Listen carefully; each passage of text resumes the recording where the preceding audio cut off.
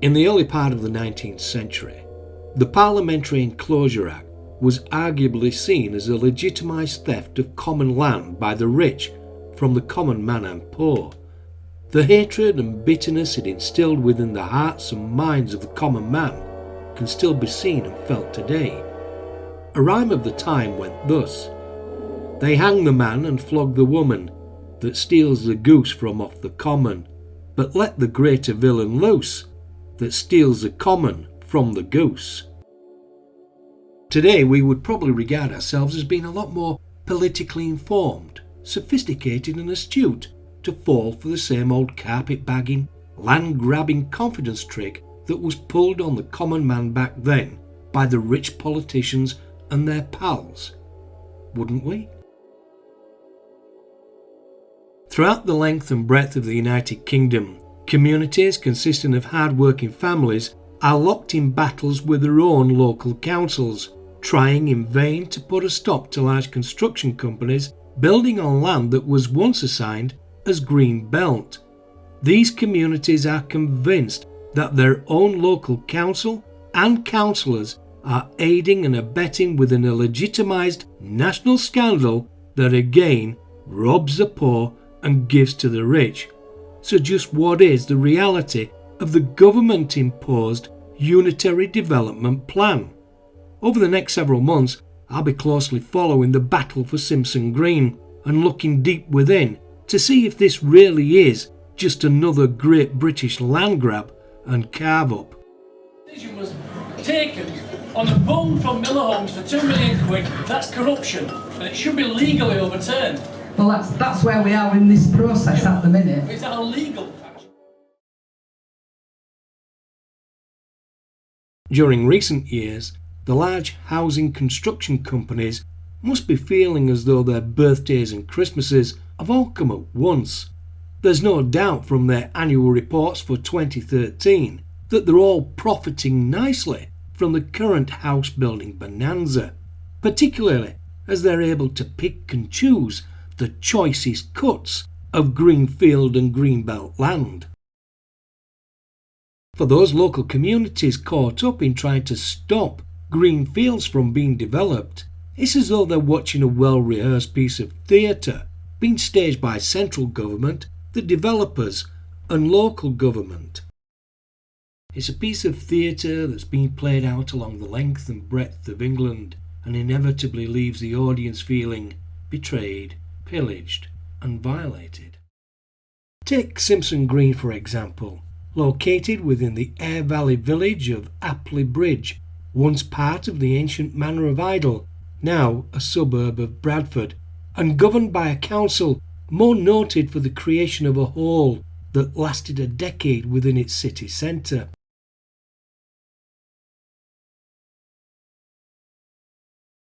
This is Simpson Green, nothing more than a group of green fields declassified as Greenbelt land just a few years ago, and then very quickly reclassified as safeguarded under the revised Unitary Development Plan, the IUDP.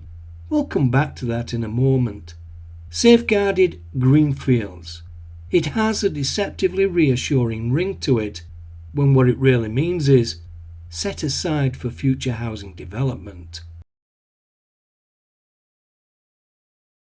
Simpson Green is a slightly raised piece of land overlooking the scenic Aire Valley with tantalising glimpses of the River Aire and the Leeds and Liverpool Canal.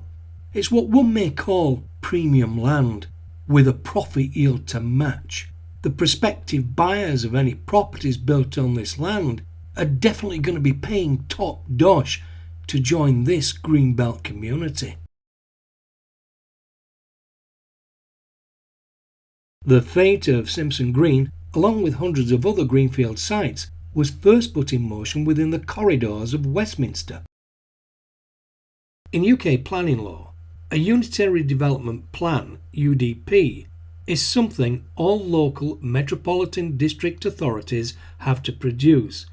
It contains strategies and policies that can be used to guide local development, conservation, regeneration and environmental improvements. Prior to 2004, The then UDP system made it very difficult to provide a clear framework.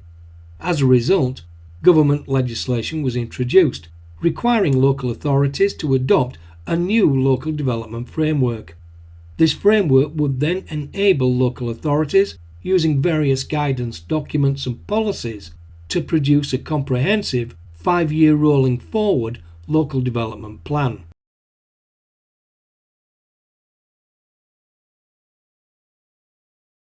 Here in Bradford, the task was taken up in earnest by the local council, and the replaced Unitary Development Plans policy framework would include such things as urban renaissance, the economy, the town centre, transport, local heritage, the environment and green belt, and housing. In 2007, a run on Northern Rock indicated a disastrous warning. Then, in October 2008, this announcement was made by the then Prime Minister, Gordon Brown. Over the last few days, we've shown we're determined to take all the far-reaching decisions needed to support British families and British businesses through these difficult times.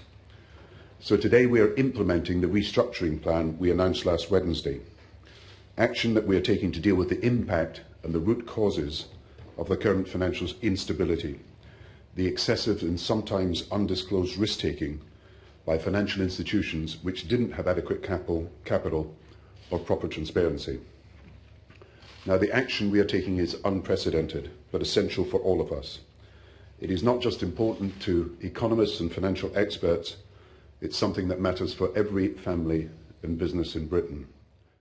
This was the mother of all global economic crashes, and any aspirations contained within the local authority's new IUDP would be dashed for years to come.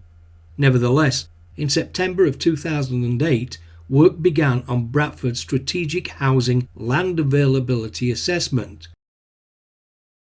It's important to note this paragraph contained within the document's introduction.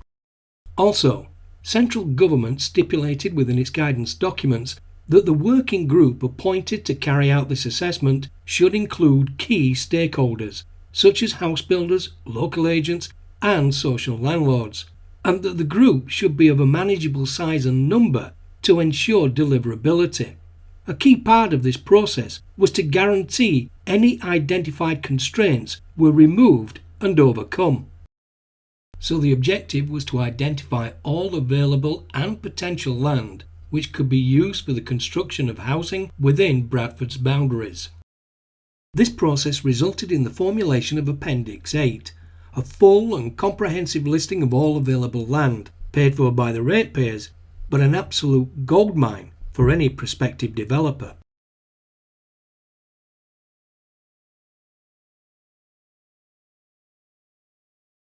Local councils are often a mystery to many people, so let's take a moment to explore Bradford Council's role and hierarchy. The council is run by councillors who are elected by the local community. Councillors are responsible for making decisions on behalf of the local community about local services and budgets, such as council tax. Each councillor represents a specific area and serves for a period of 4 years. The work of a councillor includes holding surgeries to help local people, supporting local organisations, campaigning on local issues, and developing links with all parts of the community.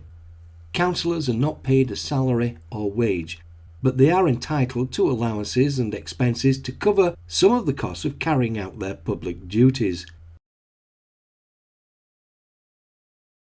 All councillors abide by a code of conduct, part of which requires them to declare any financial interests and gifts or hospitality over £25 that could influence any decisions they make.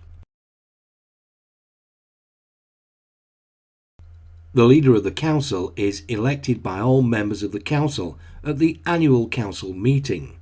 The leader chairs all meetings of the council's cabinet and leads on policy development and implementation. The cabinet is an executive group responsible for the overall business of the council.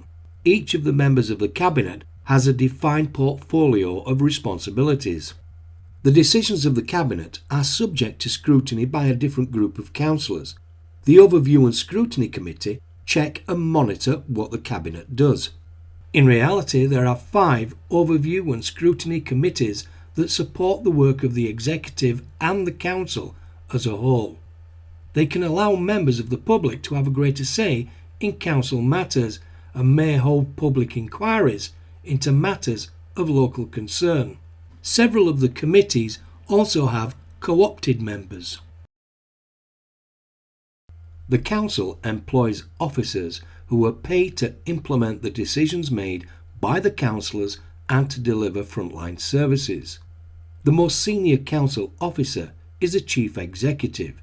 He is supported by the corporate management team, comprising 4 strategic directors: the Director of Finance, the City Solicitor, and the Director of Public Health, joint posts with the NHS Bradford and Airedale.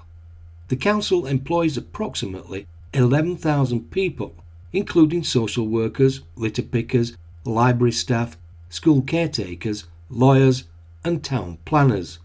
The size and scale of Bradford Council makes it one of the largest employers in the district. Given that Councillor Green is a council leader and Tony Reeves is the council's chief executive officer, you may be forgiven for asking just who is in charge and who is accountable. It may perhaps be important to note that on the 15th of July 2014, Tony Reeves announced that he was leaving his £174,000 a year job with the council, having been offered a lucrative position with Deloitte's. Councillor Sunderland expressed some concerns at the timing of this decision, saying he had given a 10-year commitment to the post, whilst Councillor Green accused her of being petty and nitpicking.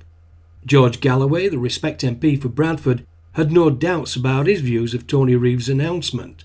Mr. Reeves should leave immediately and not work out his notice due to a possible conflict of interest with his new role. Establishing just who is accountable is important, given that Bradford Council failed to maintain its 5-year replacement unitary development plan, a gross oversight which has offered housing developers the opportunity to stipulate where and when they want to build unaffordable houses on Greenfield land. To date, no one within the Bradford Council has come forward with any official explanation for this oversight, surprising given its gravity and seriousness. Setting that aside for a moment, we need to go back to 2012 and Parliament. The resulting Planning Policy Statements, PPS, now constituted over 1,000 pages of a framework which had become complex, contradictory, confusing and unworkable. When, on the 27th of March 2012, Greg Clark made this announcement. Our reforms to the planning system take on each of these challenges. They enshrine the local plan produced by local people as the keystone of the planning system.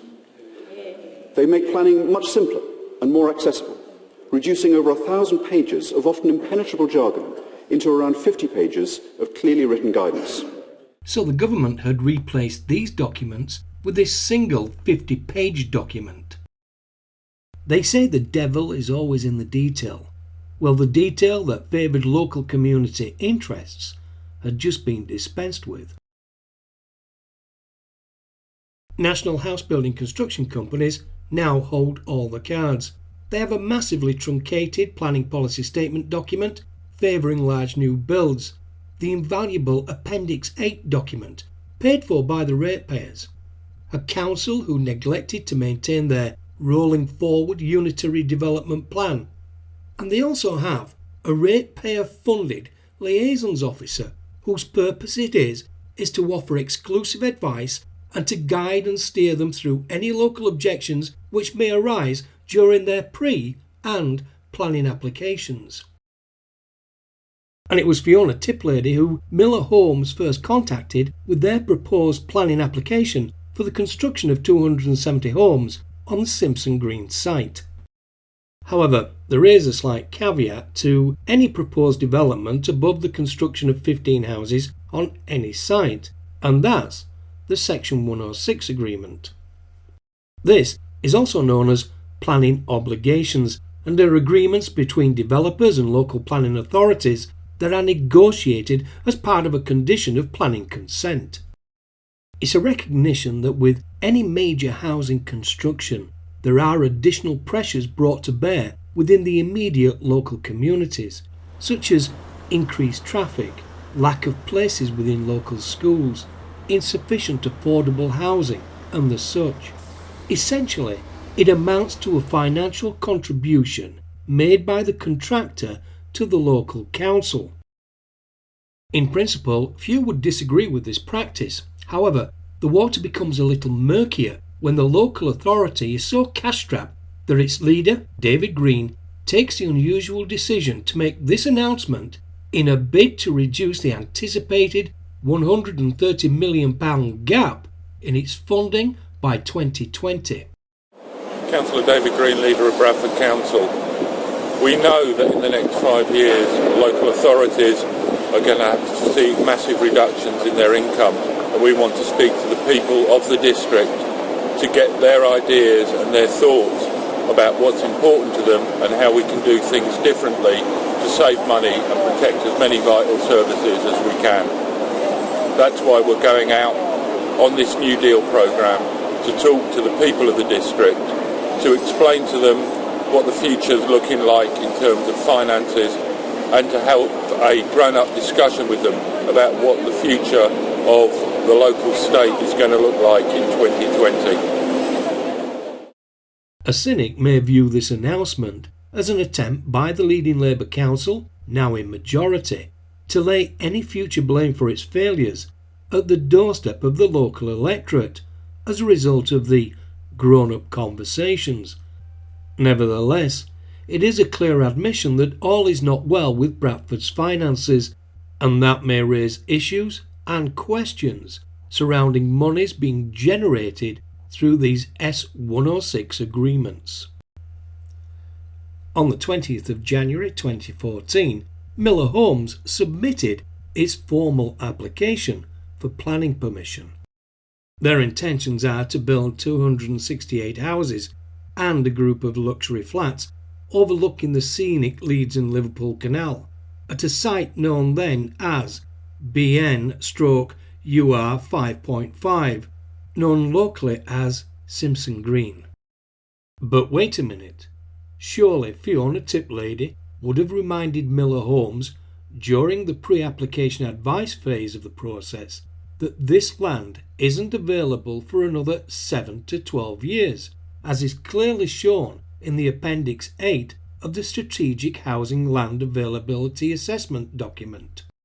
She may well have done, and Miller Homes could have pointed out that Bradford's local authority, under Labour control since 2012, neglected to maintain its 5-year rolling forward unitary development plan, in which case they would then refer to the greatly truncated 2012 Planning Policy Statement document, wherein the first 10 of this 50-page legal document it's already working in favour of the construction company with paragraphs such as the presumption in favour of sustainable development, which is quickly followed by this supportive directive. For decision taking, this means approving development proposals that accord with the development plan without delay, and where the development plan is absent, silent, or relevant policies are out of date, granting permission unless any adverse impacts of doing so would significantly and demonstrably outweigh the benefits when assessed against the policies in this framework taken as a whole. Or, put another way, your local authority messed up with its unitary development plan, so get your fingers out and get our application pushed through. Pronto. Almost immediately, members of the local community and other concerned parties begin their protest against the application. However, whilst the council has to be seen taking these objections seriously, it is fully aware that it is now legally obliged to ensure any obstacles are removed and the application is successful. And there's also the matter of the financial contribution to be paid by Miller Homes to the authority through the S106 Agreement.